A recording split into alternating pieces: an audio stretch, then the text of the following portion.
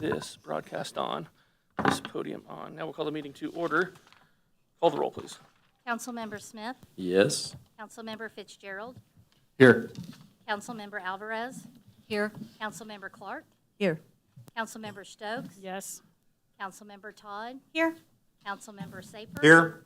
Councilmember Schneider. Here. All right, the Pledge of Allegiance this evening will be led by Councilmember Smith.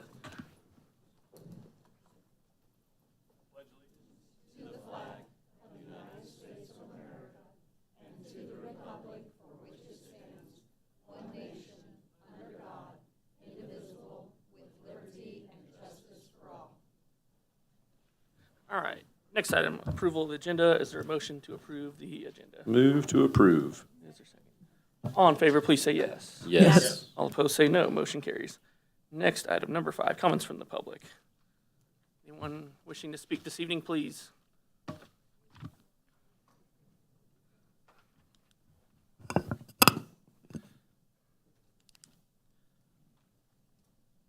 Can you hear me?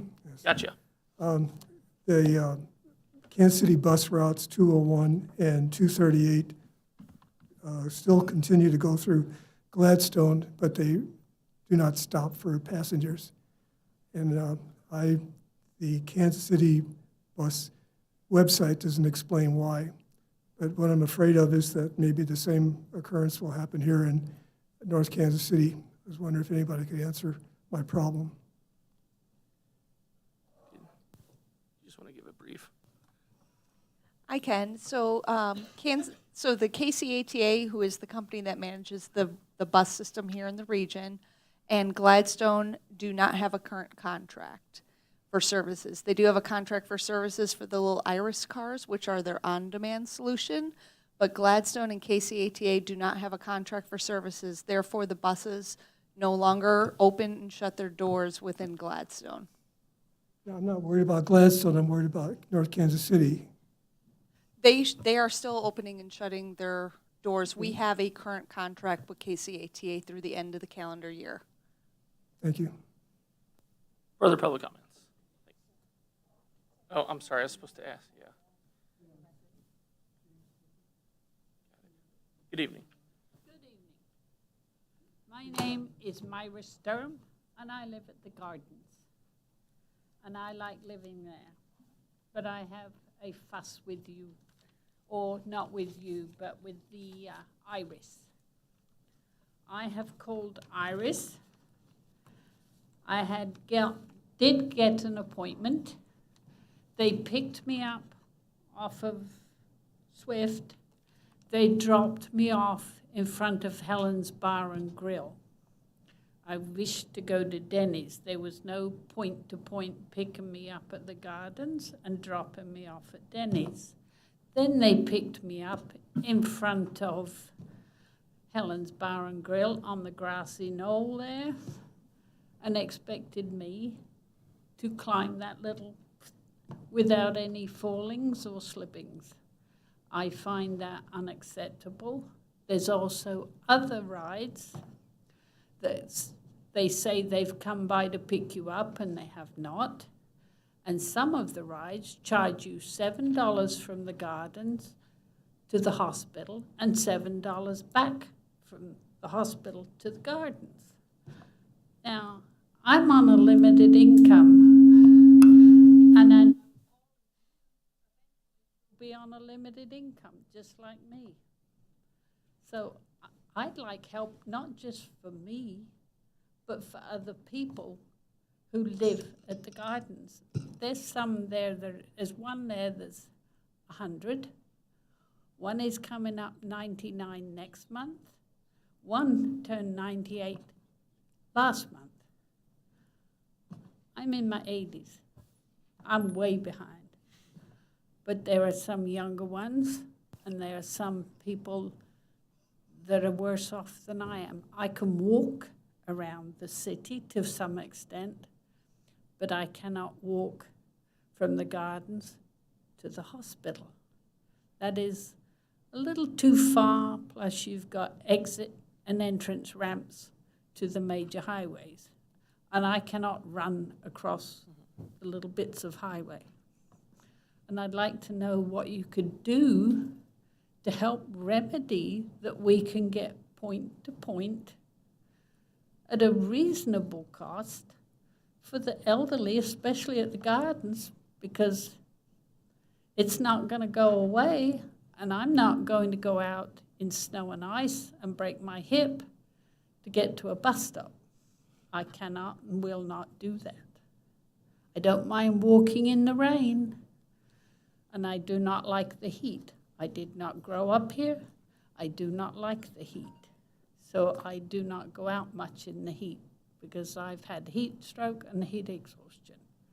And I would like North Kansas City Council people to really see what they can do to help people at the gardens and the elderly that live in North Kansas City in their own homes. Because the little bus you had, I used a lot.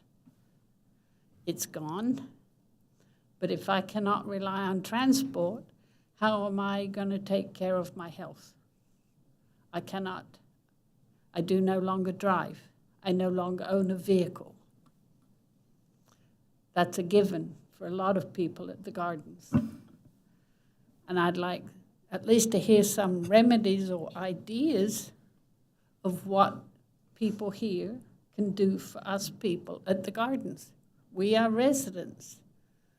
I've lived here on and off since 1975.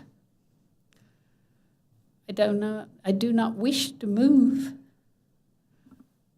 because no help, no transport. That's why I moved back to North Kansas City, because the little bus could get me to the clinics. Sad to say, that's out of call.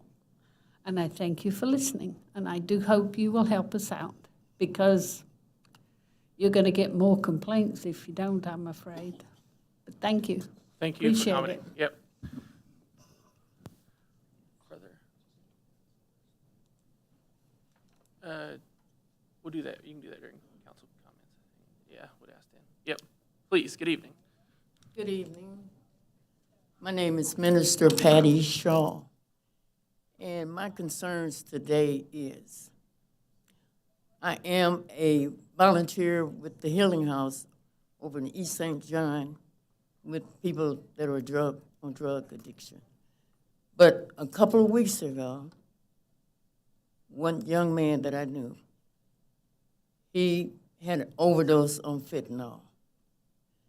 And so he was near the Quick Trip over here on Ormer, and he did ask for help to see if they had Narcan, so he could be revived. But it was no Narcan there. And so he did pass away.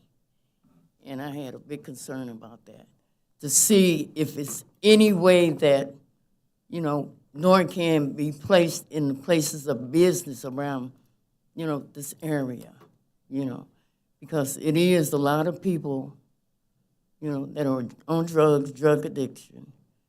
And I wanted to see if anything could be done about that. Because, if they had it, it might have would have saved his life. So this is why I'm here today. See if I can, get help to see if Narcan could be placed in places of businesses. Thank you. Thank you for your comments. Thank you. Further public comments?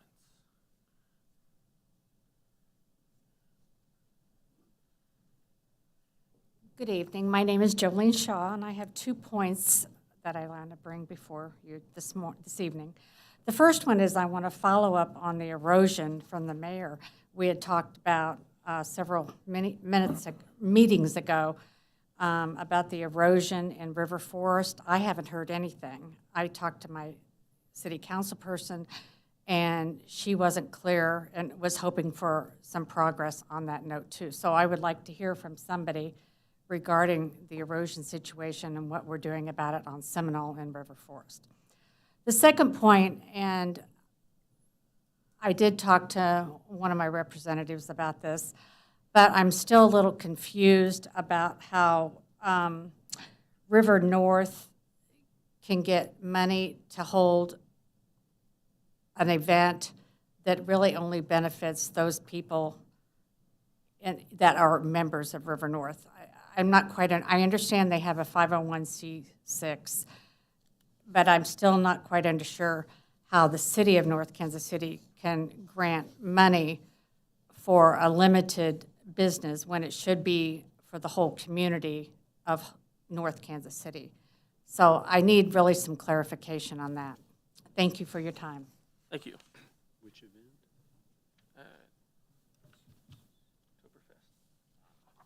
Further, good evening. Mindy Hart Davis, and I'm here as a business owner and as a resident this evening, not as a member of Snake Saturday. I want to be very clear about that. Want to echo the last comments. Swift Mile was, I spent 2 years at the request of then City Council through Northland Festivals coordinating the Swift Mile. And I spent 2 years battling with the team that was putting it on to look at it as a community event and not an advertising campaign for the alcohol beverage businesses in North Kansas City. And after 2 years, I came to council and recommended that those funds be allocated to Arts in the Park because it was at cross purposes. They did similar things. The park was a better setting for it, but it was a community event and not centered on the alcohol and beverage industry in North Kansas City and an advertising campaign for them. Because spending $22,000 on an advertising campaign for certain businesses is not prudent use of those funds. So I echo my concerns with Northland Festivals with Snake Saturday. We have to use the funds from the city on porta potties and barricades and infrastructure things that we have to do for the event, the logistics. We don't get to use it for marketing. We don't get to use it for other things. Aside from that, I want to talk about the downtown area. The area owned by the Merrimans is going to be developed in some way, but I feel very strongly that this council and our town need to do something to protect the historic district of the downtown area and the architecture therein to preserve the feel of North Kansas City as a small town community, even with whatever development happens in the Merriman properties. So I would really implore this council to really look at what the future and the look of North Kansas City is gonna be for the residents that live here. I'm gonna step into business owner mode for just a moment. I have approached some city leadership about this space on Armour right in front of my studio that is currently in the center of it is the barricade for the bike lanes. I would like that to be switched to parking spaces in front of my business. It's a wasted lane as it is, and it is a full lane that could be utilized right there. And there's no reason it could not be parking spaces. I got yelled at on Snake Saturday when I'm trying to load sound equipment to get down to the main stage for the announcing of the parade because I was parked right in front so I could, in the rain, load my expensive equipment that I was donating for the parade.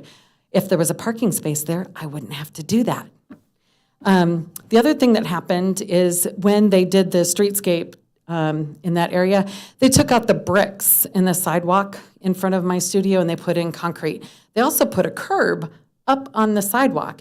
I have now rolled my ankle off of it and 3 of my customers have done so. I talked to a city staff person who told me that we couldn't paint it yellow so people would see it because that would be like admitting that we knew that there was a problem.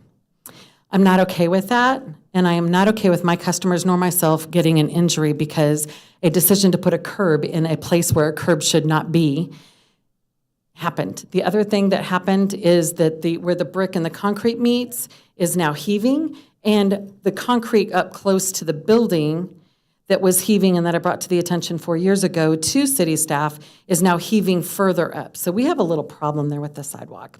Those are the things that I wanted to bring to your attention today, other than continuing to encourage our council. I have heard from council people in the last 2 weeks, and I thank you for that. I would like to encourage you to keep reaching out and talking to people that you haven't talked to yet. because you may be surprised at the information you glean from them. I also look forward to hearing what I allegedly hear is kind of come from the Merrimans tomorrow. Thank you. Further public comments? Seeing none, we will move on to discussion items number 6, River North NKC Toberfest Best Date Change.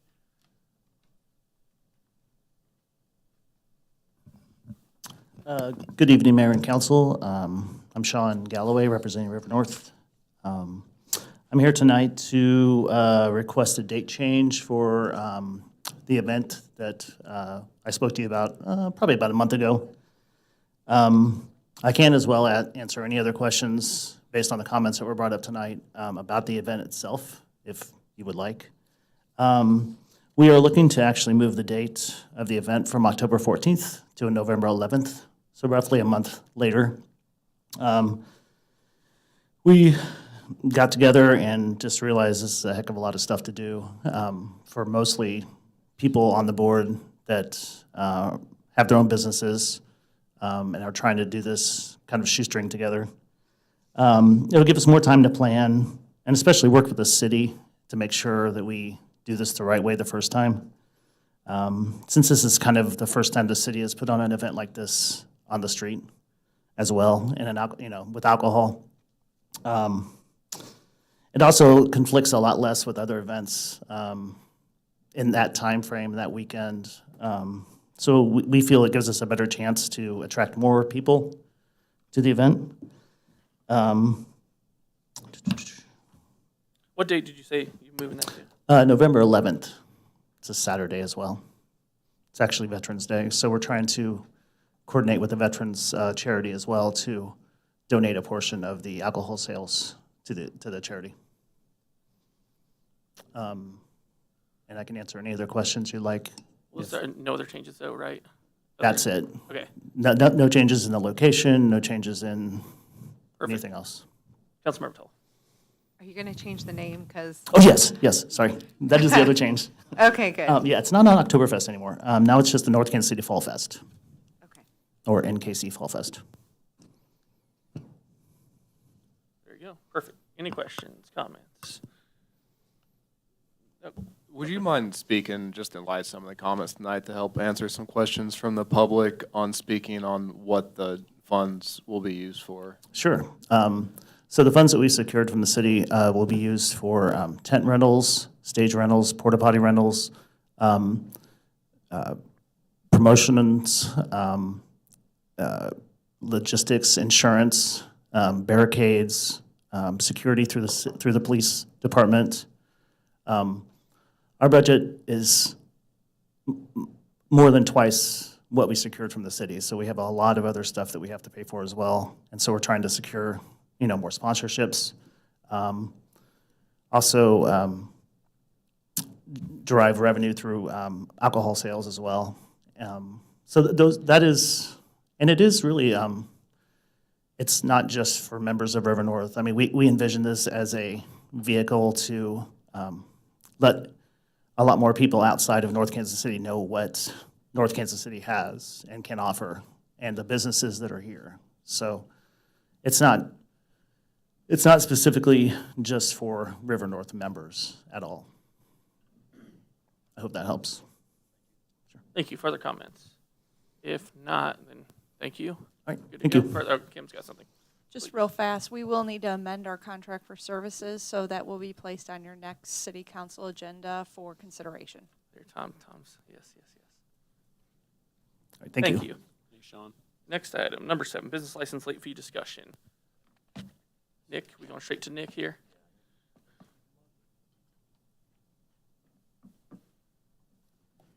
Good evening, Mayor, members of the council. So tonight I wanted to give just a brief update on the business license process and then talk about an amnesty program as we've looked at this program over the last year. If you recall, last July, I believe, we came asking for support for a position that would focus on payroll and business license. We hired that position in August, And over the last year, we've been spending a lot of time investigating, looking at the business license process, where we could be making improvements. One of the things that has come up and was a challenge for some of our previous folks that were working on that is we've gone through an upgrade with our Intergov system, which does the licensing and permitting in North Kansas City. And we've encountered a couple challenges, one of the main ones being that when the licenses, we have online renewals. When they go out, they only go out to active licenses. So when we suspended license late fees in 2020 because of the pandemic, it's kind of created a little bit of a snowball effect where we've just had a number of businesses that didn't get their online renewal. We've worked and tried to catch up with a lot of those businesses. Some of them have shared their feedback with us that they did not want to pay a late fee for those licenses. We've, through the process and working with some of these businesses, we've been able to waive some of the late fees if we had proof that we didn't get the renewals out. But looking at the number and working with Intergov over the last couple of months, we've seen that number of businesses that have expired licenses grow. And so talking about solutions, we looked at what we've seen some other cities do, which would be an amnesty program to waive late fees for businesses and also offer a credit or reimbursement to businesses that have paid late fees going back to 2021. Can you tell me what percentage of business license are in this predicament right now? We're looking at about 10 to 15% right now. Okay, and do you have a total dollar figure on the amount of late fees that have been paid during the same period that you're looking at waiving? We've been working through that. Some of the challenges with our system is our reporting is not great, and we've shared that struggle with Intergov and talked to them about that and are working on solutions to that. And what we've gathered so far, and we're still gathering information, we've got about a little over 100,000 that have paid late fees. We anticipate with the businesses that are still outstanding, getting them caught up over the renewal period for the next year, we would collect well in excess of 200,000. So it would be a net positive to get them back caught up. Okay, Councilmember Toll.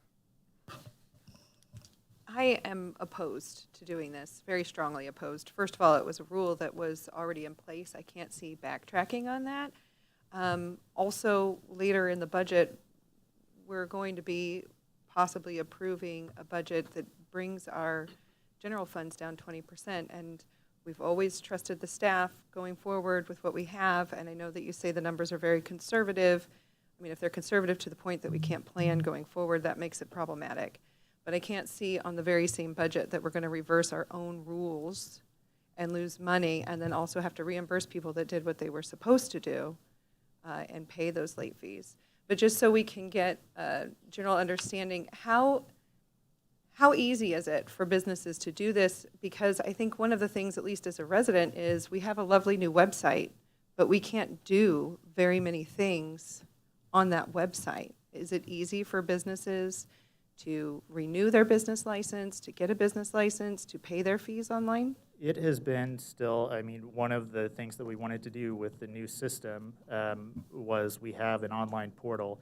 It has not worked as well as we've hoped to, and that's one of the things that we're working on with Intergov right now is starting to get, starting with our contractor licenses, getting that fully up and running. We've been working with Intergov to get this done. They'll be coming out over the next few weeks to help us fully build that out, but it is still, the online portal has not worked as advertised. So I would not be in favor of getting rid of the fees, but I would be in favor of taking that money and putting it towards making our online process simple and easy and smooth so that we don't have issues and our businesses don't have issues going forward and we don't get in this mess where we're not sending the right notifications because it's more automated. Councilmember Saper. Business licenses, driver's licenses, professional licenses and accreditations are all the responsibility of those people seeking such things. And for a business not to be current with this licensure, whether they're notified or not, is not the city's responsibility. It's responsibility of those who have those and want to keep those licenses. Agree with Councilman here that I'm strongly opposed to it.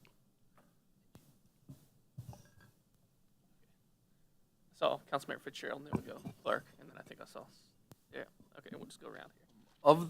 Out of curiosity, of the 10 to 15% of businesses not in compliance with having a current license, do we know what amount of those did not receive a renewal notice? I would say a fair percentage of them. Some of the challenges that they may have received it and it went to junk mail. It comes from a do not reply address, which is another thing that we're working on now that we've seen that. We're changing it to a nkc.org license address. And sometimes it will go to, we go off the information that we have on the license, and so sometimes it's a person who may not be there anymore, and so we've worked with businesses to change their email addresses to admin at such and such, but I think in some of the businesses that I've talked to, they were used to the paper form that got mailed out and then did not, they received it, or they said they didn't receive it, and online, and or it went to a junk mailbox. Those are kind of the primary reasons. Did we go away from paper forms or both? We do were not set? mail out, we do not physically mail out renewals. One of the changes that we're making this year after the feedback that we've gotten is we're going to be sending out postcard reminders to all the businesses in North Kansas City. There's a program with the USPS Postal Service that we can hit a large square area and make sure that we're actually physically getting out reminders to those groups. And we've worked with the Business Council as well on that. I guess they still have to fill out some sort of They form, will a PDF, fillable PDF. Yes. Is that what we're on right now? Yeah, and the easiest way to do that, we can send the email with the paperwork mostly filled out already. That's what the online renewal does, is it has a lot of the same information just filled out already for them. And so all they have to do is, if they're a gross receipts businesses that has sales, they have to put in their total income number, and then that will help generate the license amount. Thank you for clarifying that. I guess just to state my, stance, I'm in agreement with what's already been said. I look at it as it's the responsibility of the business to stay up to date with their license. That's no different than many other things we all have to do in life, so I'm opposed to this change. What to say next? Councilmember Clark. I'm also opposed. I do wonder, when you just described that they can fill it out, it's mostly already filled out for them, the PDF online, that is not fallen apart. That exists. It's just more the alert potentially got lost in the fray. The alert, I think, was the primary that kind of hit the snowball effect. The online portal is something that we really want to just get done, so that they don't have to stop in at City Hall. We've also worked on clarifying our forms so that, we have 3 general classes of business, but within each one of those, there are several different types of businesses, and some of them need different things, like a certificate of insurance, a no sales tax due. We always make sure if they're in the city of North Kansas City that they've paid their property tax. So there are different requirements for the different types of businesses, and one of the things that we've been really working on is trying to clarify those forms, because that, in addition to, that takes a lot of time for our staff to review, and it pushes us, and now we have 2 people who are fluent and understand the system pretty well, which is great, and it's allowed us to do these investigations a little bit more focused. But one of the things that it just has taken a lot of time to go through and review those, and we've done more investigations this year with our new position, which has been good, but again, coming tonight to talk about the ones that we haven't been able to hit. And some of those, we have talked to those businesses. I appreciate the feedback. This was just something that after we've talked with them, they expressed their interest in this, not us bringing it up to them. But the feedback that we've gotten is appreciated. Yeah, I appreciate that the late fees can help contribute to helping them to remember, because that's really what it's coming down to, is I assume that when they got the sign up for a business license, it says it all there. You will need to renew this every year at this date and time and all the things that we've all been handed, especially on our property tax. So, yeah, I think that's all. Thank you. Councilmember Stokes. When I first read it, I was also very opposed to it, and I thought that that's not fair to the businesses that have stayed current and things like that. And I did reach out to several business owners within the city and asked them their opinions, and some had current licenses and some had lapsed. And the reasons why they had lapsed, my heart did go out to them. You know, I mean, there's COVID really hit people hard. Finances are hard for some people. So I do think we should keep that in mind as well as we go forward, but it sounds like everyone's pretty opposed to it. But I do think that it is fair to make sure that we're being fair to all of our businesses out there. Councilmember Shea. Help me understand the late fee structure. It sounds like, looking at the projected revenues, we have 100,000 that we would be crediting back, and then getting 200,000. So how much is the late fee, and how does that work? So the late fee starts, so most businesses are due March 1st. Right. That first month after is a 10% penalty. Each following month is 2%, and that is ongoing. 10% of? What the license would be. So the license fee. Okay, so some of these must be pretty severely past due if we're looking at 100,000 versus the 200,000 we would get. Those are the ones that have paid. Yeah, so the Okay, 100,000 are the ones that have paid and would get. Okay, we would work toward if. Gotcha. If So this was approved, we would. they must have been pretty severely past due then. Maybe I'm reading the math wrong on this. So 10% and then 2%. Is there any grace period if they don't renew right on March 1? So if we've received it, especially if it comes through the post office, like that first or second week in March, we'll assume that it was mailed before March 1st. Honestly, I think, we would look at another one of the things with this position is we are looking at just the code in general because, does it make sense to offer a grace period? We've also seen other cities, and we've gone out and worked with other cities as well who do renewals at different times of the year. So whenever you apply for your business, if you apply for it June 1st, Right.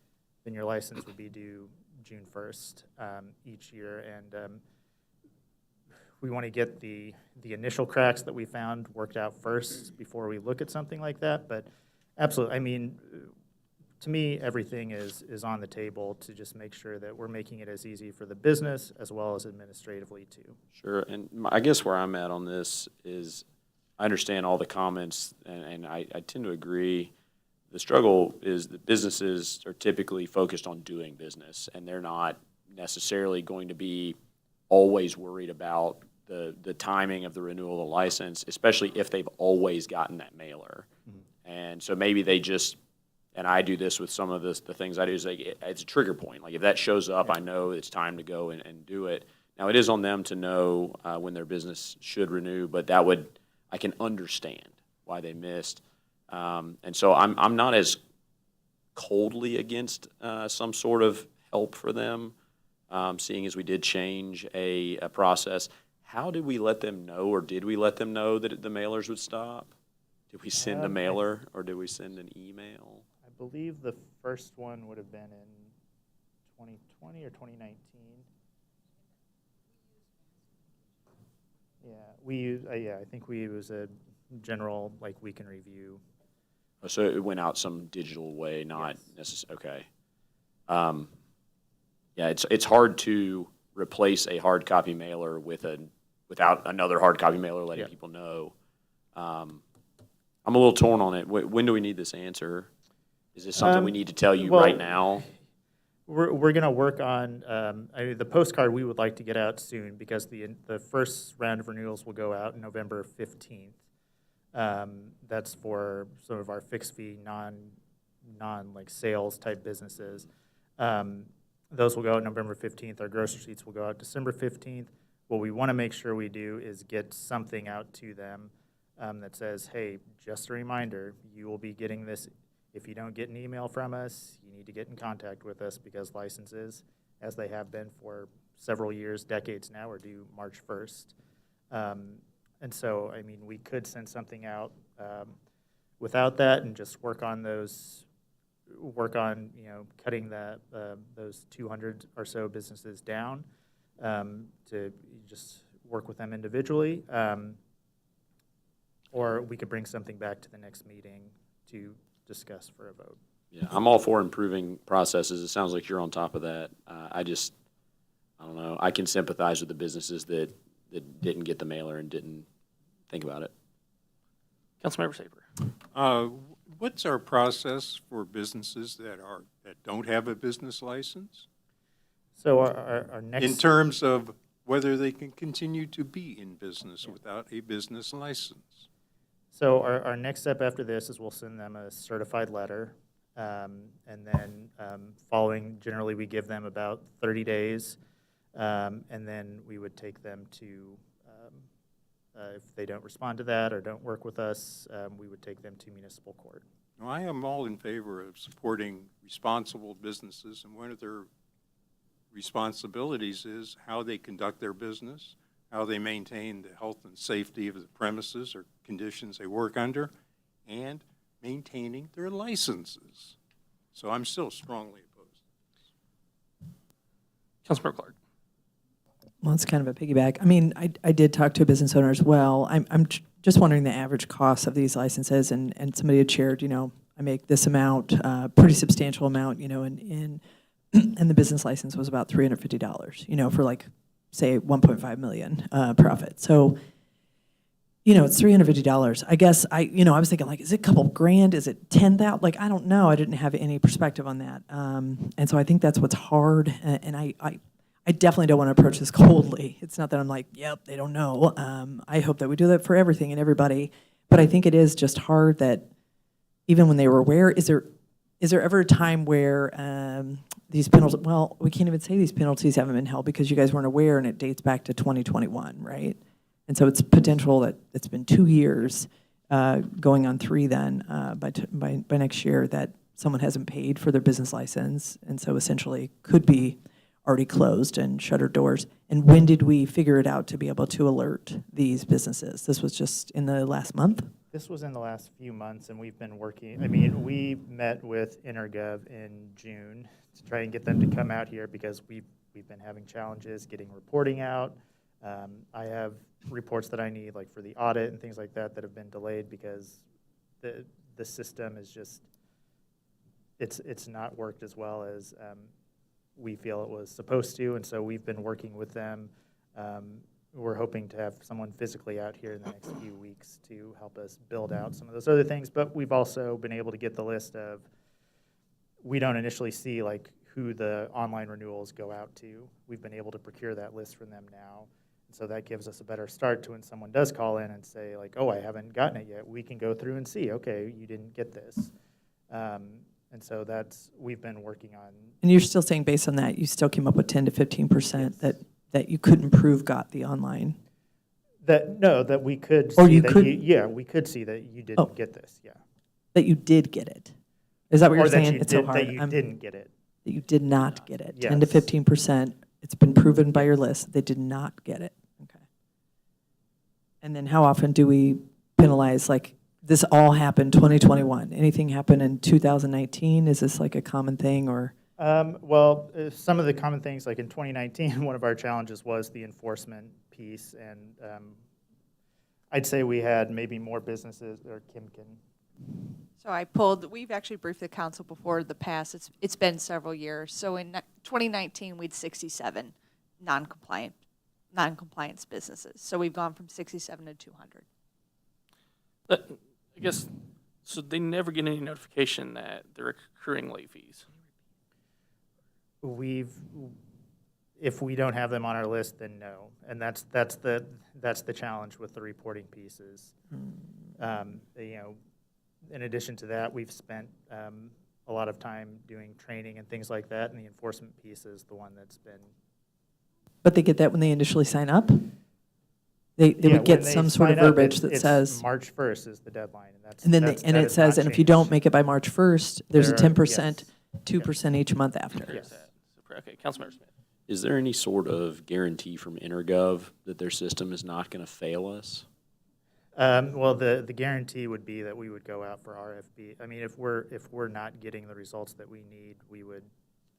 I'm just curious if Yeah. there's anything in the back end of the contract that if literally, like, it doesn't work the way it was supposed to, if they owe us anything, because, again, I sympathize with the businesses who have not gotten notification of the business license renewal and now not getting notifications these fees are accruing, and I put that on Intergov, who run the system, and of course, there's some staff checking responsibility, but if their software isn't doing what it's supposed to do, that seems like they should have to bring some compensation to the table as well. I don't know, given the notification issues and the system failures, like, I kind of lean toward favoring the amnesty program. Further comments? Yes. Councilmember Saper. It's not true that they haven't been given notice, because on the form itself, it's a yearly license, clearly stated, and it's clearly stated when it needs to be renewed. That's plenty of notice. Anything else is just a sort of gratuitous courtesy that we issue to them. They know when they get the license, when it needs to be renewed. There's no excuse. It's just bad business practice if they don't, and they deserve no leniency for that. All right. Councilmember Clark, keep going. There we go. I mean, I'm sitting here selfishly going, Amy, you know that if you did not get that announcement in the mail to write your address in and the property you own or the car you own, you'd probably fail. So that's coming to mind personally. But Councilmember Alvarez. Just a quick comment. I know that every year at the end of the year, it's a little different, but I know that my real estate, personal property taxes are due. Sometimes I get the notice in the mail, sometimes I don't, but I know that they're due at the end of every year, and that's my responsibility. If they're late, then a fee or late fee is accrued following that every single month from thereafter. So I feel like it is a responsibility of the businesses.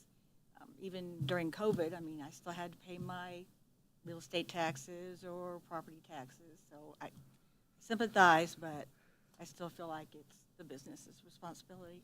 Thank you, Councilmember Fitzgerald. I want to clarify to make sure I'm understanding this timeline correctly. Did we have businesses that didn't renew, I guess, as of March 2020, and between then and That into was 2023, there was no follow-up or way to track that because that of was the system? challenge. Yeah, that was the challenge with our reporting, and then also during that same time, we had our longtime business license person retire, and we've transitioned through 2 people. And now, and our focus was honestly catching up from COVID and trying to reach out to businesses as we've worked to, but there are certainly some that probably did not get notice. It's the ones that we have been able to talk to, and now that we have a better list from Intergov, that we can start to reach out and do the certified letter piece. I guess to kind of second what Councilperson Smith was saying, but if we need to change software, I'd be in favor of RFP. It's 3 years is too long to have that kind of issue going on with them. Councilmember Schneider. Yeah, I did not fully understand, I don't think, when we first talked about this, that we're talking about late fees that have been accruing since 2020, 2019, with no notice. 2021 would be 2021? I guess I'm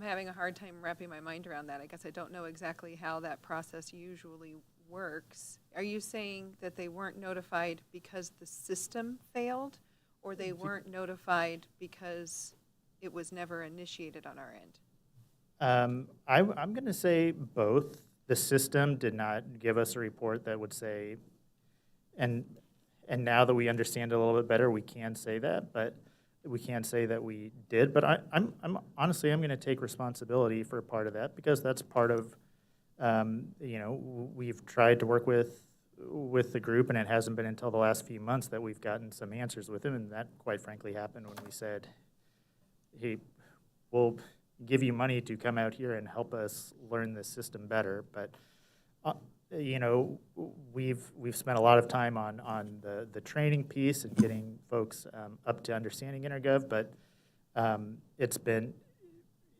both. It's been a challenge, but I also accept responsibility for part of that, for the certified letters not getting out. So the issue that I have is I still do believe that it's been the same date every year, so you know it's happening, you know you need a license. I think there should be a penalty, but it's accruing, it's building daily. Is that accurate? Monthly. Daily, Monthly. 2%. Okay, so, I mean, maybe there's a middle ground. Maybe there could be a flat fee that we're paying, or I could see you shaking your head, you're not in favor of that. I just, if you get behind in your bills and it is your responsibility to pay it and everybody knows the date, there should be a penalty for that. But if we should have notified you that you're overdue and you're accruing massive penalties, and we didn't do that, I feel like we bear some responsibility there as well.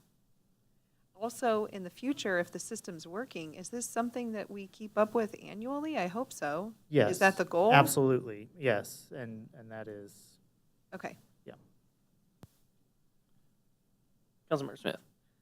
Yeah, I'll say it one more time. With all due respect to Councilmember Saper, I understand that it is something they signed up for. It's a March 1st every time, and they should know. But if we look back at the timeline, this is mid-pandemic when all this started to go awry. There was a lot going on. Everyone's head was in different places. We were all saying the word unprecedented at every opportunity.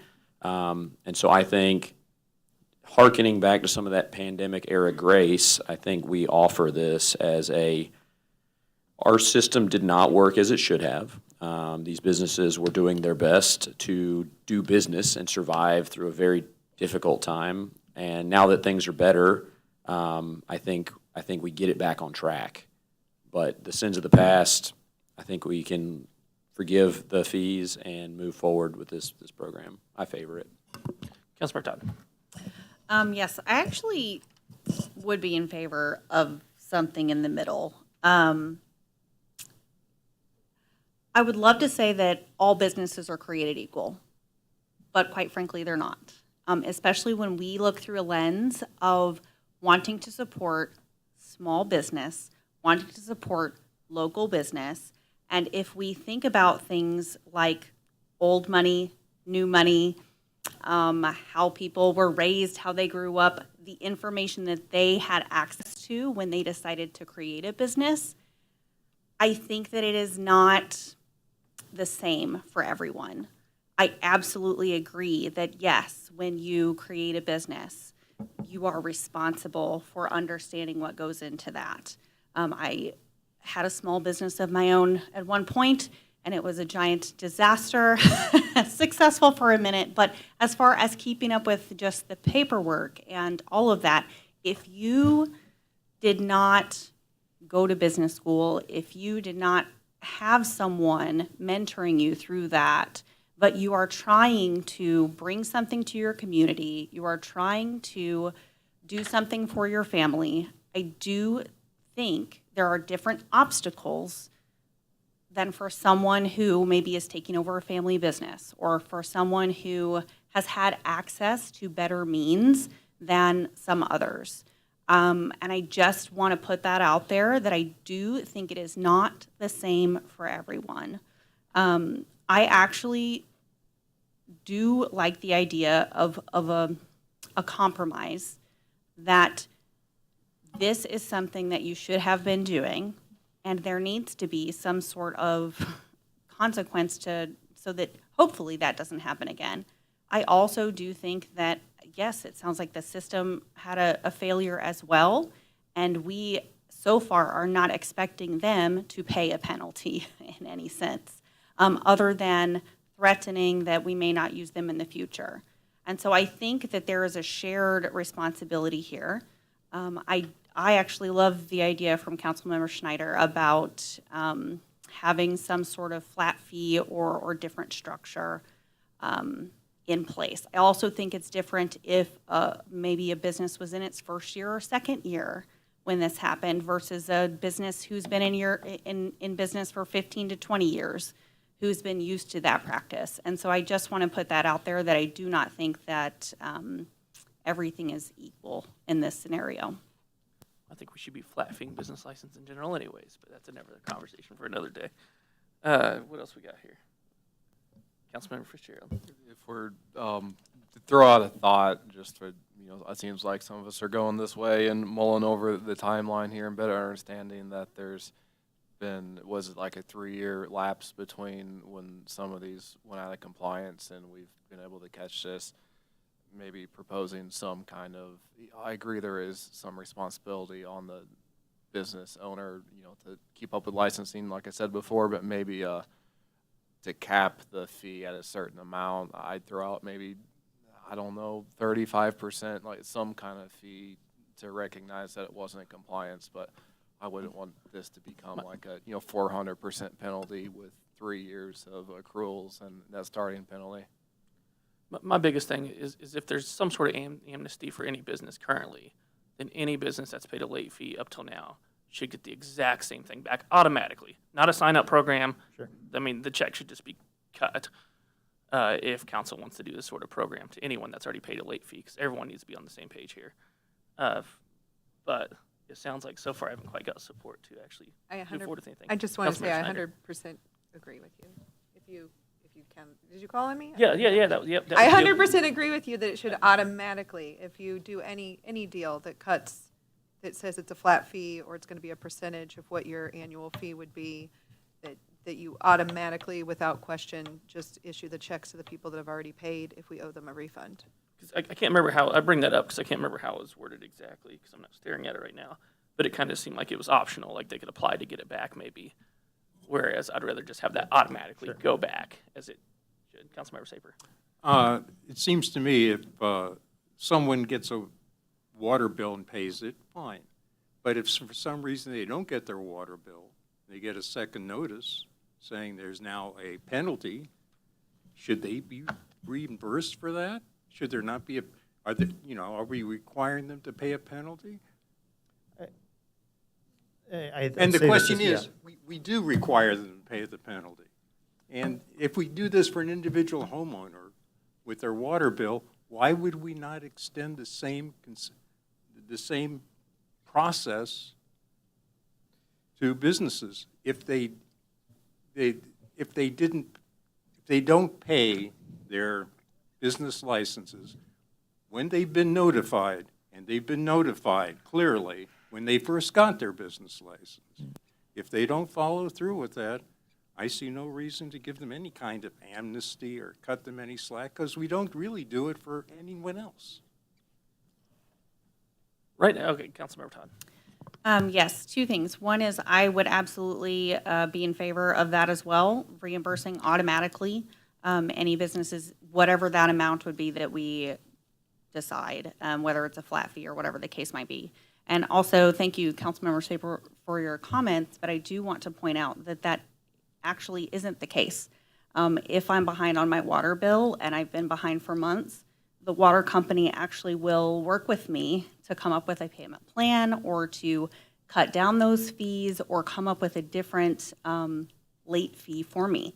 The IRS often comes up with different plans for people who are behind on paying their taxes, especially when the fees become just as much or more than the taxes initially owed.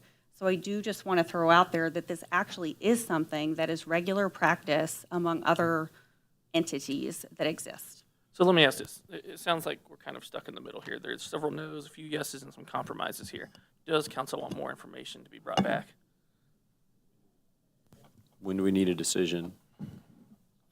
I mean, ideally, in terms of, I'm thinking about the postcard notification. We would love to send that out in October and possibly November even too, if we needed to, just to at least get that physical reminder. And we'll be sending out multiple this year. We'll be sending out one at the initial start of the process, and then probably one in January too, just reminding businesses as well. So have we had, I don't know if this is all, have we had a discussion about flat fee business licenses? And if so, was there a number proposed? You mean on a business license in general? Yeah, so the flat fee, so we Oh, haven't you mean, had- you mean on a penalty? No, on the business, because the penalty is a function of the amount for the business Yeah, license. got it. Have we Yeah. had a discussion about the flat fee? Not since I've been here. Okay, It's almost 6 so that years. would be a tough one to come up with right now, and then. Yeah, go that's flat a fee. larger conversation. Yeah, because That's a I'm, separate- I'm thinking around, if we just charge the initial 10% fee and stop with the 2% month over month over month, that gives back some of it, since there was no future notification. I would still favor just full amnesty, but if there's a compromise to be had, I think it's that 10% the first month. Call it good once it's paid. I would agree. Well, say that again. So in the first month that they became delinquent, they would be charged a 10% fee. Then every month thereafter, they have been accruing a 2%. I would say wipe off the 2% accruals every month, go back to the 10% that was originally. Just a 10% penalty. Just the 10% penalty, pay that, pay your business license, and you're back. So if you've been delinquent since, say, 2019 or 2020, would you hit them with the 10%? 3 times? No, Once just each year? the time they went One time? delinquent. Yeah, because there's been no When they notice cross since, that. right? Nothing's gone out. Well, That's been the challenge. beyond their responsibility. to Beyond do their, it as a yes, at the time, Yeah. whenever they filed originally, yes, they made that statement, but here we are. Councilmember Snyder. Sorry. I think, did you not waive? Yeah, did. go ahead, please. I'm getting there with your thinking, but we're talking about, the business licenses, maybe we should know what we're talking about. If a business license is $350 and they haven't paid since 2020, as most of these people haven't, what are we looking at fees, or can you give us an example? Because I'm not sure that 10% one time is going Yeah. to be effective.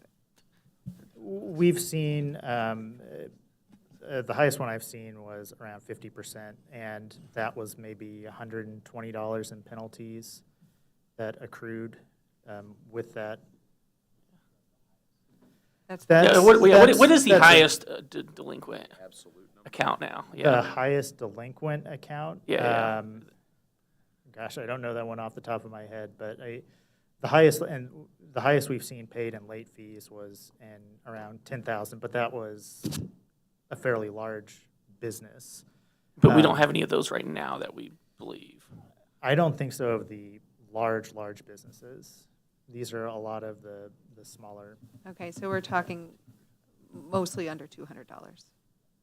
Around there, but there are multiple years. There could be multiple years involved with some of these, so it could be 400 or 500. Okay, so I'm just back to, let's just stick with what we usually do and move forward. It's not, you're talking about a business that shouldn't be a make or break it. We could keep or if you wanted to do a percentage, I would make it every year. I wouldn't make it just 1 year. I agree. When Jesse threw out the 10%, I thought we were going year after year, so that you still have the March 10%, but maybe since we didn't alert beyond that we eliminate the 2%, even the people that paid the late fee, maybe up to the 10%, not the 2%, following, and just do Or that. just do 1 year and do the 35% like Connor said, if you want to do it that way.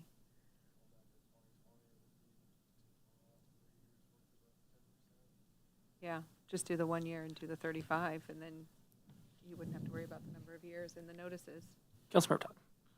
I was just going to say, I would be in favor of doing it per year, because I think the further out you get, if you realize, oh my goodness, I never paid this and it's been a year, that's one thing. But yeah, I would be in favor of 10% per year, or if there's a larger fee. I think there becomes an issue when a late fee costs more than the business license itself. And so that's what I think it would be smart to avoid.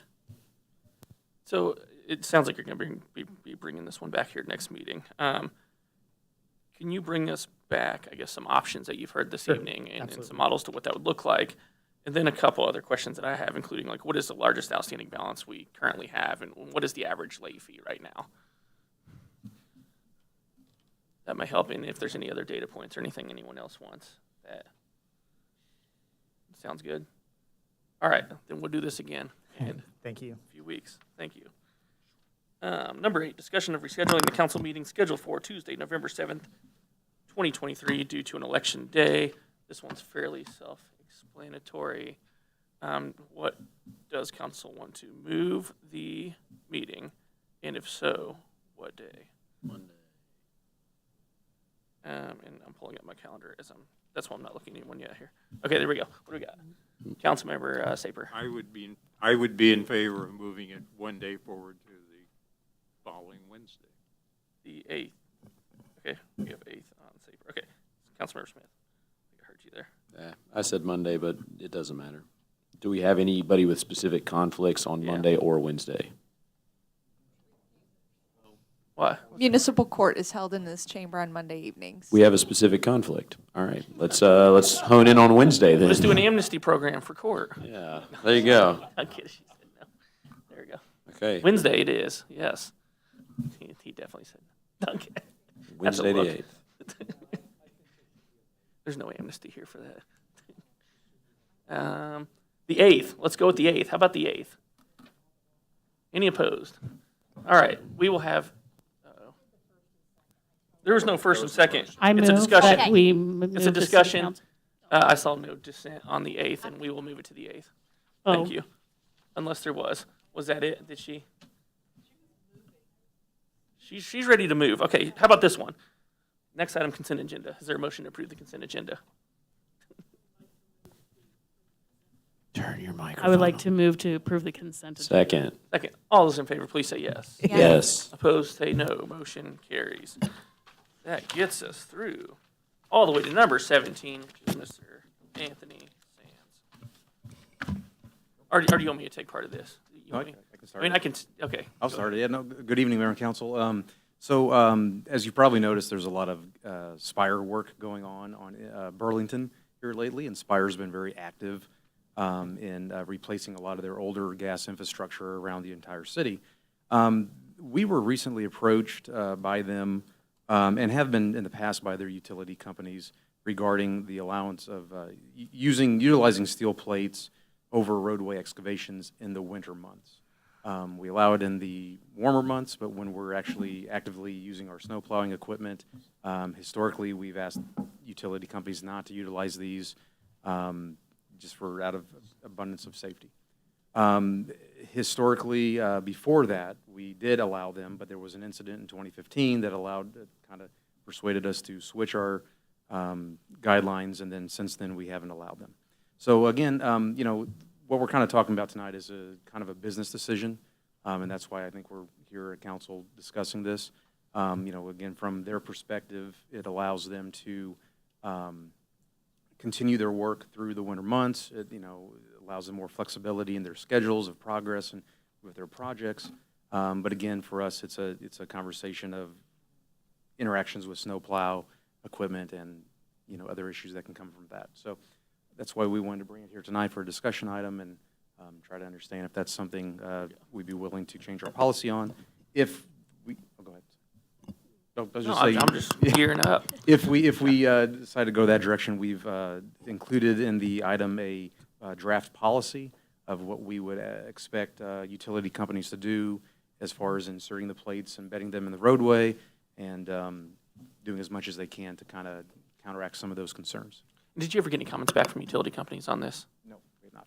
Okay. Well, I did, actually one, sorry. Yeah, there was one. It was regarding, initially the policy had a provision that I think in researching this, we took from a further north city that had a friction surface on the steel plate. That's not typically something you see around here. They had a comment about that.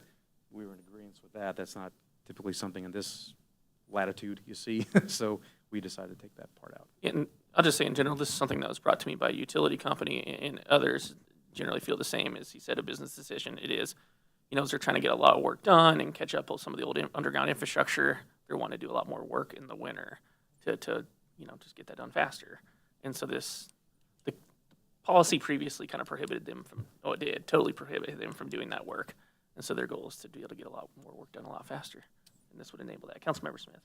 So I visited with Anthony a little bit about this today. Can you share what the event was in 2015 for the council's benefit? There was an incident, I guys have historical records of it, sorry. What I've been told is that the snowplow moved a steel plate covering excavation, and then a car behind that snowplow then fell into the hole. Yeah, that was the incident. So hearing that gave me a little concern. And so looking at the policy, it says steel plate shall be installed flush with the roadway surface. Contractor be responsible for identifying irregularities which preclude the plate from lying flush and shall adjust to compensate. Each road plate must be fully supported, blah, blah, blah. And then the next one, edges of the plates should be marked to improve visibility. So all that sounds well and good until it snows, and then there's really no way to know. It's kind of a game of don't hit the landmine with the snowplow. And that makes me nervous. Now, other cities do it at higher, latitudes where it's much colder. It can be done, I'm sure. Hearing that a car fell into a void that was, pushed off from a steel plate, that makes me a little nervous. Do we have any way do we send out somebody to inspect these plates to make sure they're flush when they're installed? I should have included, this would be part of the right-of-way permit. So when a utility company is looking to do an excavation in the roadway or inside the right-of-way in general, they have to apply for a utility excavation permit. Mm-hmm. So part of that is in insurance, if it's a larger utility company like Spire or Evergy, there's kind of a gray area there with insurance coverage and different things, just because they are so. The way the Missouri statute reads, if the company has more than $25 million in assets, some different things are waived in different circumstances. But nonetheless, this is our way of tracking these things. We inspect for things being put back. This is actually something Councilmember Fitzgerald and I have talked about. We don't have as many issues with potholes and utility cuts as like a city like Kansas City, just because we have inspection services that can keep up with these things. But more so, we're inspecting for earth being compacted, asphalt going back incorrectly, concrete surfaces being restored, things like that. We would not be inspecting the plates. That is something that we would pass on to the utility company to do on a regular, almost daily basis. Mm-hmm. And when they pull these permits, for always, they're responsible for their excavation. So if there's shoring involved, if there's a hole that needs to support traffic adjacent to it, these are all things the utility company that has pulled this excavation permit is signing on to say that they are responsible for. So this would be a continuation of those responsibilities. Okay, yeah, and that makes sense. I'm just worried, end of day's rolling around, snow's coming in, and let's get the plate on the road so we can get out of here. Put it on, nobody is going behind them to check. They're checking themselves. Nobody goes behind, then it snows, and now we have is it there, is it not? I just don't know. I guess what would be the repercussion if something like that happened? Then they just can't get right-of-way permits anymore, potentially? Or what would you be beyond insurance? Well, yeah. If we had issues that kept recurring with the either the excavation company that the utility has hired or the utility can pull the permit. Sometimes it depends. Sometimes you'll see like Spire is actually on the utility permit. Sometimes you'll see Spire has hired Mears or a company, like that, which is what you see on Burlington that has pulled the permit. So depending on, You're chasing around subs all the time. Yeah. Okay, but overall now we have a better system of tracking these as well, though, right? Having a good idea of where the right-of-way permits are being pulled than we did in 2015. I'll be honest, we don't get a lot of these. We're a smaller city, smaller square miles to cover. So we can keep up with them pretty well, which is why, again, we don't have a lot of issues with things not being compacted correctly. But, yeah. Councilmember Safer. One maybe minor thing that confused me here was the section when it talked about an extended winter event. They would fill in the entire hole with aggregate, which I guess means gravel. And they would have to dig it out again. Yes. And I'll add, Spires, one of the utilities I talked to about this, they actually offer to do that every time it snowed or looked to snow. Mm-hmm. They said, look, we'll pull it up. They didn't really want to deal with steel plates at all. Like, we'll just, anytime there's a winter event coming, we'll just pull it up and fill it with gravel. Now, with this, I'm guessing, based on the way this policy is written, they're probably going to grind that down and set it down and do what they can. But that was initially They were okay with that. It came out of their mouth. It wasn't my idea. I don't know. I never would have thought that's an efficient way to do business, but apparently utilities just keep going. Councilmember Todd. Yes, I just want to clarify two things. One is that, because I know Councilmember Smith mentioned, obviously if they're marking the plate and it snows, that's gone. But there also, if I'm reading this right, needs to be signage as well, correct? Correct. So there would be signage Yep. next to each plate, if there were multiple plates, for example, down Burlington, okay. And then my second, I guess, clarification question is this staff's recommendation that we pass this policy? Well, going back, you said Burlington. Burlington wouldn't be one we would, but it would be Okay. like Swift or something. But Yes. could you repeat your last question? I'm sorry. Yes, That was a very direct one.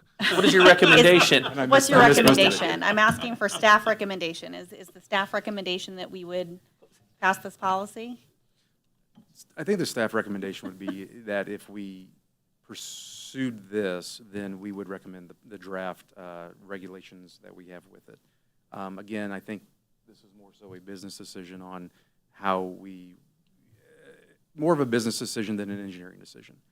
This is more so, are we wanting to work with the utility companies going forward and allowing different things versus, just shutting down for the entire winter? Thank you.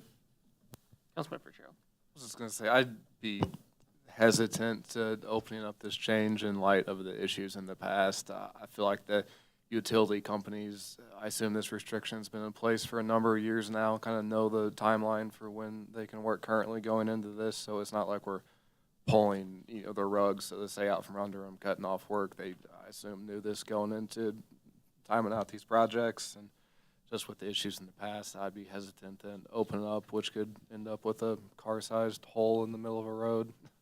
Yes, do we have rules related to how steel plates had to be used before in 2015? No.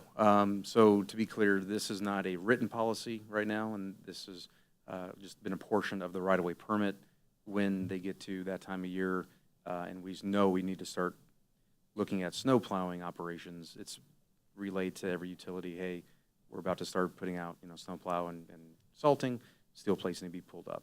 That's kind of been the. Do you know what other municipalities allow steel plates in the winter around here? I checked with Kansas City, they do, and also does MoDOT, so you'll see them in. So they could do it in Burlington anyways. They could do it so in Burlington, yes, you could see it. All Now, winter, it doesn't matter. What Yeah. MoDOT does is MoDOT would actually allow them to put them on the surface and So we don't want that. take them down. Yeah. In the winter, then they have to switch to recessing them. into Oh, pavement. okay. Yes, so that's their winter rules is recessing, where we would probably switch to just recessing in general. Just recess all the time, even during summer months. You're That's going to make the- them recess? Ideally. They would- So this improves all year? Okay. The policy Essentially. that we've written here is for all year, but it does include Yeah. winter rules as well. There we go. No. Favorite time of day? Councilmember Snyder.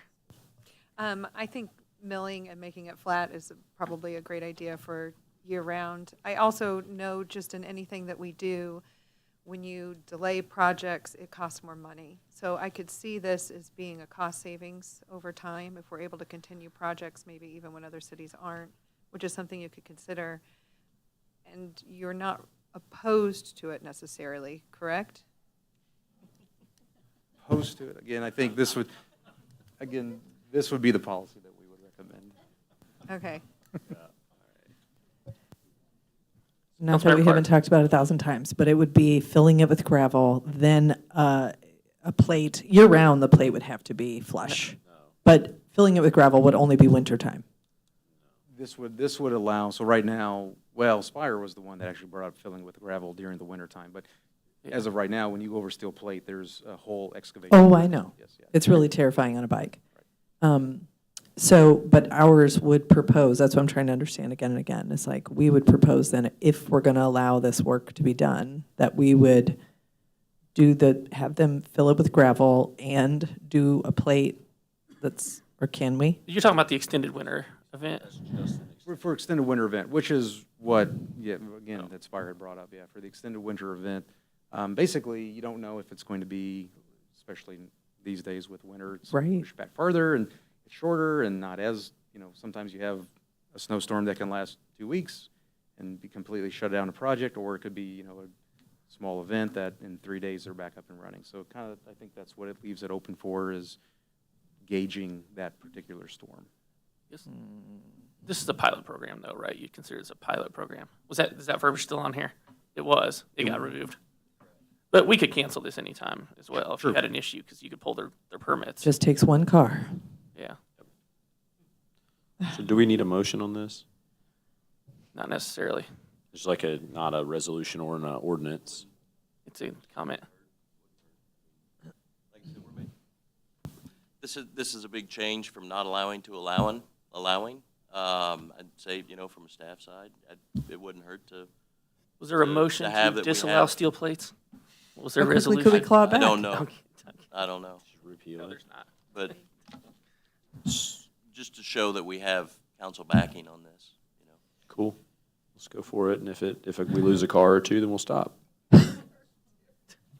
You're insured, right? Feels like developing stop signs or safety lanes. Oh, let's just wait till somebody gets hurt. There you go. In all seriousness, though, does that mean you're opposed? Like, I would really like that. I mean, I don't like steel plates, but I will say with apprehension, riding my bike over steel plate in Kansas City right now that's recessed and actually fixed to the ground has been a delightful adjustment. So that does make a difference. And if that's required year-round, right, not just in the winter, the only winter thing is the extended winter storm. That means they have to fill it with gravel, right? But otherwise, they have to be flush and set into the street or the asphalt. It cannot be up at all. I would want to make sure there's nothing in here that says to the contrary, but that is definitely something we. That would be the only way I would agree to this, because it does make a difference. It's like crossing terrifying train tracks and then having a piece of it move. Okay. Did you have something else? No. We're good. Let's go. All right. Is there a motion? I guess we'll take a motion to approve these rules as written, unless there's an amendment to the rules. Move to approve the rules. If it has guaranteed, Okay, we'll get a second. Is there a second? And then we'll read real quick. it is 100%, yeah. Councilmember Alvarez on a second there. Okay. And then, did you get your question answered there? Okay. Then all in favor, please say yes. Yes. Yes. Opposed, say no. Motion carries. Next item, number 18, approval of fiscal year 2023-2024 city budget, resolution number 23071. Move to approve. Second. All right, Mike, what do you got? You got anything else? I was just going to add that, we brought this forward based on previous discussions, questions, suggestions. It's presented, but. Simple as that. Talked about it a lot. Perfect. Thank you. Thank you. As always, appreciate all staff's work on this. This takes a lot of time to put together, starting many months in advance, starting with individual departments, leading all the way into what we've been doing over the last several months. So just give a quick thank you to staff for your work on budget. And there's a first and a second. All those in favor, please say yes. Yes. Opposed, say no. Motion carries. Item number 19, release and settlement agreement of lawsuit with Environmental Works Incorporated, bill number 7810, ordinance number 9598. Anyone want to talk about this one? First Tom? reading. Here, Second. second. All in favor, please say yes. Yes. Opposed, say no. Motion carries. An ordinance approving a release and settlement agreement of pending litigation by and between the City of North Kansas City, Missouri, and Environmental Works Incorporated. I move that bill number 7801 be placed on second and final reading and pass as ordinance number 9598. Second. Call the roll, please. Councilmember Smith? Yes. Councilmember Fitzgerald? Yes. Councilmember Alvarez? Yes. Councilmember Clark? Yes. Councilmember Stokes? Yes. Councilmember Todd? Yes. Councilmember Safer? Yes. Councilmember Schneider? Yes. An ordinance approving a release and settlement agreement of pending litigation by and between the City of North Kansas City, Missouri, and Environmental Works Incorporated. Item number 20, right? Yes, approving accounts due and payable by the city through September 15th, 2023, bill number 7802, ordinance number 9599. First reading. Second. All in favor, please say yes. Yes. Opposed, say no. Motion carries. An ordinance authorizing payment for certain accounts due and payable by the city through September 15th, 2023. I move that bill number 7802 be placed on second and final reading and pass as ordinance number 9599. Second. Call the roll, please. Councilmember Smith? Yes. Councilmember Fitzgerald? Yes. Councilmember Alvarez? Yes. Councilmember Clark? Yes. Councilmember Stokes? Yes. Councilmember Todd? Yes. Councilmember Saper? Yes. Councilmember Schneider? Yes. An ordinance authorizing payment for certain accounts due and payable by the city through September 15th, 2023. All right, next item, number 21, staff comments. I do have a quick question related to the strategic plan. Did we put in, and I'm trying to pull it up now as I say it, for the Safe Streets for All planning grant? I guess that's a shoot question. Did we put in for a Safe Streets for All grant? Was that on here?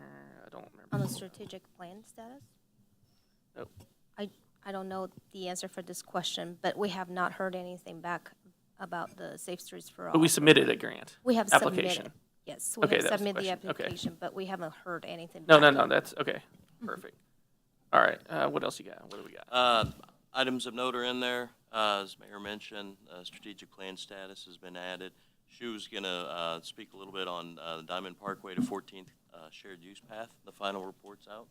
And then also Kim and Anthony have comments. All right, I'll be quick on this one. So just give everybody a little update on this project that we've been discussed before, and we have quite a few council members and city staff, as well as community leaders setting the steering committee for this project. This is the project that we are looking at, a shared use path connector connecting our current Diamond Parkway to the eastern terminus of 14th Avenue. So this way we have one north development can be connected to the rest of the town. And this project has been recommended by our Bike Master Plan that was adopted back in 2018 as part of our master plan. So when we have entered into a contract with Horner Schifrin back in January 2022, staff has no clue of how this is a moving target and everything is going to fold out. But we have gone through a dramatic amount of exercise with public engagement and including MoDOT. And it was during the feasibility study that staff has been informed by MoDOT that there is a PAL study, which stands for the Planning on Environmental Linkage, that additional lanes may be added to 2935 on both directions. And so staff has gave the council an update back in June about this PAL study and how that could potentially impact the city, and we reprioritized quite a few projects. However, this study has been already under its way, and it was entering to the final report stage. So as this final report has been shown, there are two concepts has been recommended, and both of them are located on the east side of the Highway 29 and 35. So both of the concepts involve some sort of property acquisition, and these routes are being valued through different criteria, including safety, right-of-way acquisition, and ownership, and of course engineering design. So at this point, because of the lack of MoDOT support, staff will recommend that this project to be placed on hold until further notice. If you have any question about the technical components of the report, please let me know. But this is the final report that we have being received through the contract as a result. There we go. Questions, comments?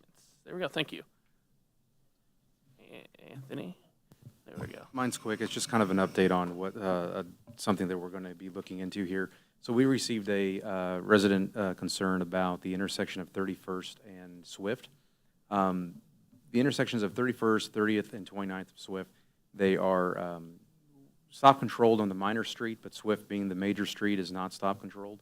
There's been some question about how far people have to get out into the intersection to be able to see oncoming traffic, especially if turning left. So this is just something we're going to start to study. One, item of that is, this could lead to talking about truncating lanes. It also could lead to bump outs, as Kevin just said. Or we could even look at, there's might be issues with parking, as how far you can actually park up to the intersection. So we're going to start studying that as far as how that intersection is designed geometrically and what would be the best practice there. Just wanted to give an update. Can you say the cross street one more time, Swift and what? Well, really, the 31st? 31st was where we received the complaint, but 30th, 31st, and 29th all have the same kind of geometry. Yes, okay, thank you. No.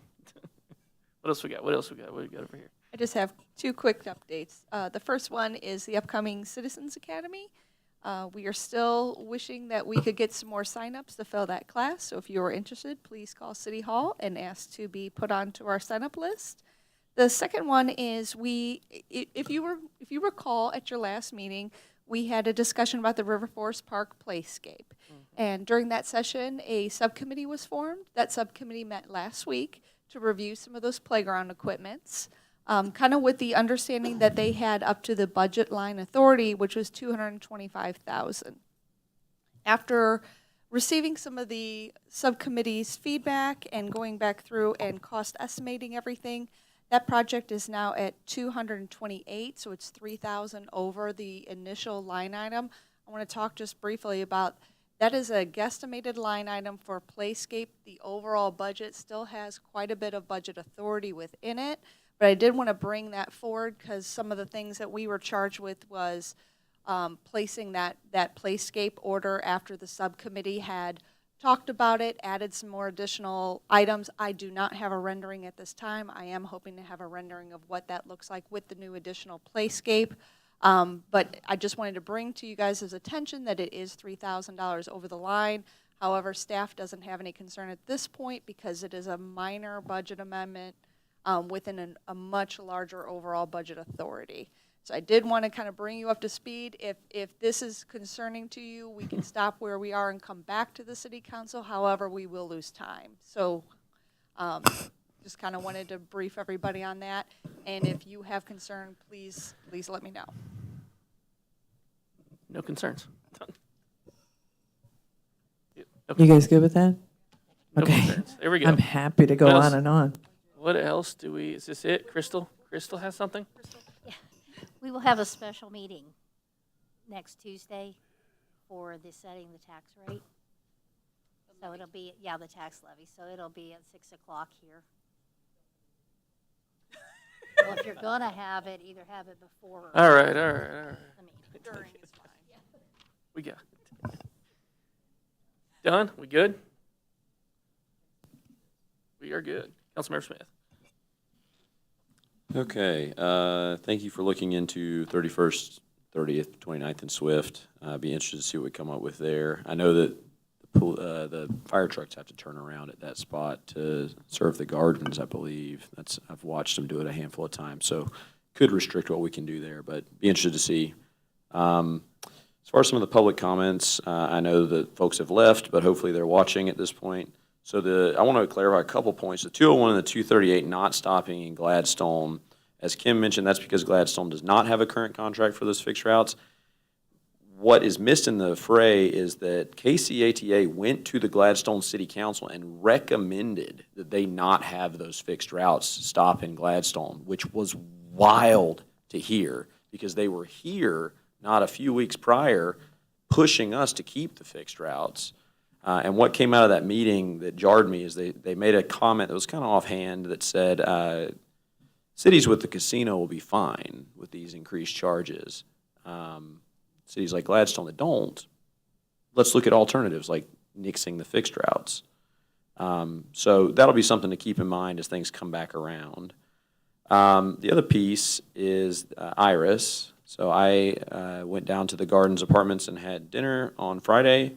Spoke with some of the folks there who have, in a room full of people, not one had had a good experience with Iris. And that is exactly what I expected to hear when I asked the question. It has been, as far as I can tell, a pretty abject failure, especially for our elderly population. So I'm curious, one thing for staff, where are we with the RFP for services? Okay. we're very close to getting it out. We're nailing down the last pieces of it, and I'll, you know, in all honesty, last week with MML and everything, it slowed us down, Sure. set us back a little bit, but Kim and I are working together on it, and we're real close to getting that out. Can we get a timeline on that? Like, what date would you expect that to be out? Within the week. Within the week. Hopefully by the end of this week. And when does our contract runs through year end? Correct. That is rapidly approaching now. And I do not want to be back in the position we were in with the last contract situation.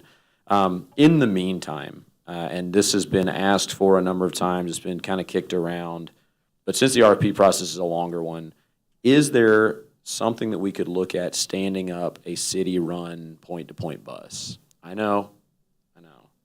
Can we look at the possibility? I hear groans, I see people. Can we just look at it? If it's a hard no, I'll accept it. I mean, we'd have to come back for a council discussion, Right, probably. that- If we're Of gonna course. ask staff to do that. That's Of more course. robust. I mean, I will say, you know, the RFP includes different Of course. proposals, point to point, zone to zone. All I know is that sitting in the room with the folks there at the gardens we're approaching winter, they're gonna have no way to get from A to B. And if we can't do anything, like, our services at this point are failing them. And like, these are people that I care about deeply, and I want to see them able to get to their appointments and to the grocery store. And it seems on the surface as simple as you buy a bus, you staff it with somebody. I know. There's insurance and there's liability and there's all sorts of things. But seeing what that looks like would be something I'd really appreciate. Beyond that, Citizens Academy, if you're listening, you've made it this far in a meeting, sign up for Citizens Academy. You're the people we're looking for. And that's all from me. A question on staff, because there'll probably be several comments about ATA. Or one of you tackling, like, being the liaison for ATA, who relays these sort of messages to ATA? Is that? Sorry, had to check to see if that was on. I do. Okay. I relay if there's missed calls. Like the $7 charge I comment had- and these so sort of, just yeah. For you guys' disclosure, Crystal was kind enough to go and grab some contact information so we can follow up after this meeting. Okay, yeah, 'cause I I just had wanna make not sure heard we're- of anybody. That was the first for me to hear that somebody was being charged $7. That came up at the gardens, and it wasn't clear whether that was Iris or potentially another rideshare app. Oh. Because it is supposed to be free, but if they're charging, that's a big problem. It's not Iris. Okay. Crystal said that it was not Iris. But if we can clarify I don't know, I asked if the person who brought that up had any sort of receipt that they could show, because if we can prove that they're charged, that's a contract problem. But it was likely another ride service. Councilmember Fitzgerald. Thank you for everyone who came out and spoke tonight. We've already covered a lot of the IRIS things, but one question I had on that is, if people residents have specific complaints, it's always great to come here and say it's here. Is there another format they can relay those through, or you might be able to connect them with someone at KCATA that attempt to resolve? I know the RFP is out in the meantime, but for a short-term attempt at something.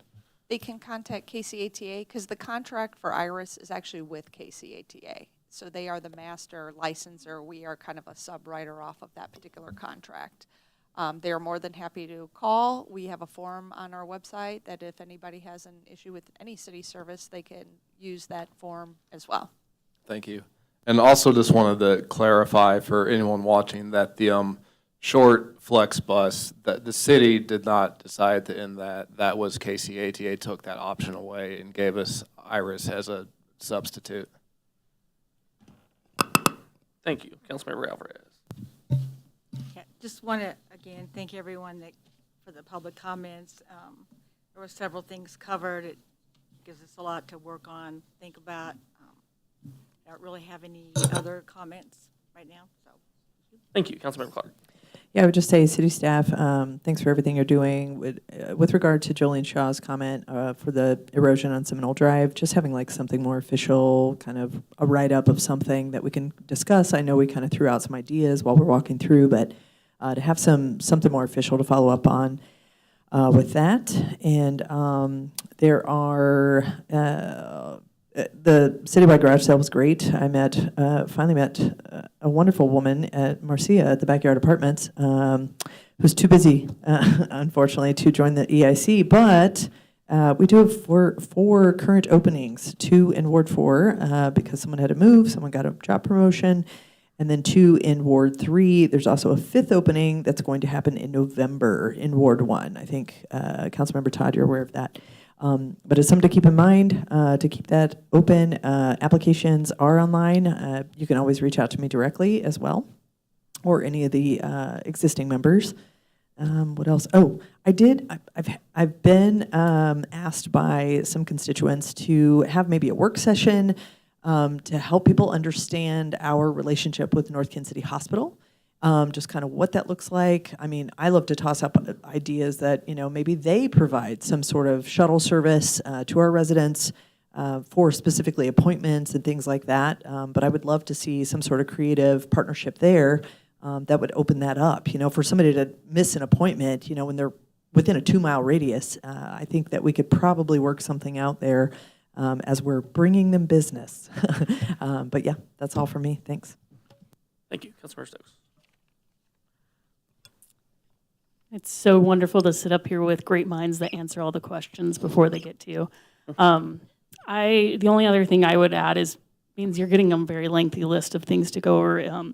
Maybe a discussion at some point about how we are allotting the tourism money that we're giving to people. If there's an outline for that, or if there's anything like that, because right now it's just kind of, yeah, that's a great idea. So maybe if we have some rules or regulation upon that. But thank you for all those that came out and commented tonight, and I'm here, I'm listening, I'm trying. Thank you. Councilmember Todd. Yes, a lot of the comments have already been addressed, so I won't reiterate all of that, but agree with all of that, and we all are looking forward to that, request for proposal in place of KCATA, so can't wait for that. I did also want to, if Minister Patty Shaw is still watching, I did at least want to, and she may already be aware, but there is a hotline that's 24/7. I think you can even get cards online to hand out to the people that you are working with, and it is called Never Use Alone, and it is specifically a hotline for anyone who is using drugs of any kind to call and have someone present with them on the phone.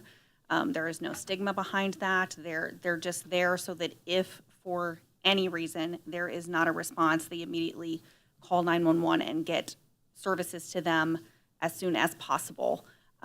So if someone is in a situation where they overdose, they are not trying to walk somewhere to get help or anything. It's just an automatic call to services. So I did just want to mention that, and if Patty is still watching, you can reach out to me. I will be happy to give you more information about that. Thank you, Councilmember Saber. The North Kansas City Public Library will be moving ahead with new lighting. That'll be more efficient, easier to maintain, and that's being done with the cooperation of the city, and they want to thank the Public Works Director for the close cooperation that he's given to make this project a reality. And it's just still in process and moving forward. Thank you. Thank you, Councilmember Snyder. Okay, I'll address the elephant in the room. I have a different last name. I'm the same person, same face. So if you see the name, that's me, once told, now Schneider. A lot of what I think is so important has already been said, but I just want to reiterate again. I am a little nervous that the RFP has not gone out yet for transportation. This is a beast of a thing to try to replace, and it is essential. And we keep pushing it back, and I'm afraid we're at the point where we won't be able to compensate for it effectively enough for our residents. I am also nervous about winter coming and not having door-to-door. Not being able to make it to Denny's is one thing. Not being able to make it to your cardiac appointment for follow-up, that is life-changing. That's dangerous. So I also was thinking that we should explore doing a partnership with the hospital and the surrounding medical buildings to see if we could get a shuttle. That is the life or death thing. We have to get people from door to door to their medical appointments. That's what they've always had. That's what we were promised with Iris at the beginning. That's not happening with Iris, and we don't have time to kick this down the road for another year. Our residents don't have time. Like, this is one of the major things that we have to show up for. I would also like to say, I went to the Climate Action Summit with the mayor a little over a week ago, which was amazing. It was well done. The best session that I went to was called Where Stormwater and Environmental Justice Meet. It was incredibly interesting. And I will say our efforts with trees have way more implication than just shade. It was very eye-opening. One of the major takeaways that I would like to share with staff is that there is an unprecedented amount of money out there for cities to access. And I know that we go after grants, but now is the time to go gangbusters after grants. It is out there, it is available. As we found out with the parks, with River Forest Park, sometimes you have to apply way well in advance of when you're going to want to use that money. So I would just encourage us to continue going out, especially for climate funding. There's so many opportunities, and with our strategic plan that we have and what we want to put in place, we could get a huge amount of that funded federally. So I would like to see us continue to keep going after those grants. Thank you. On the ATA, or not ATA, the transportation RFP, how long would you anticipate leaving that open? What would be the initial period you'd probably set on that? And the month has been our thought, get it back in late October, and then bring something forward right off the bat in November. The RFP will state that services to begin January 1st. So they know what they're getting into. Okay.